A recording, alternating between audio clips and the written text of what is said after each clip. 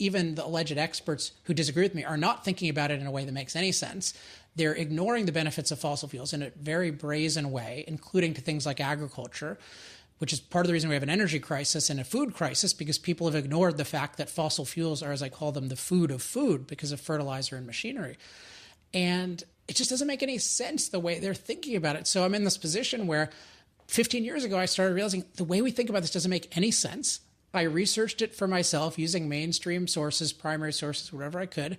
And I came to this conclusion that is controversial to people, but I think is fairly obvious.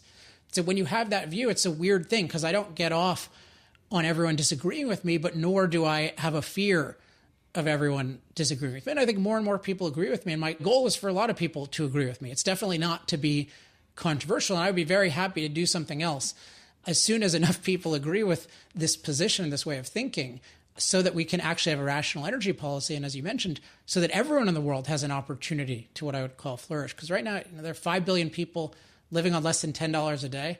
I just try to think of that all the time, that I am so rich just by being in this country. I have so much opportunity.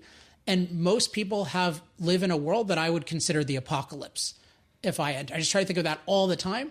And their world cannot be good unless they have machines to do a lot of their work for them. And that's impossible today and for the foreseeable future without a lot of fossil fuels.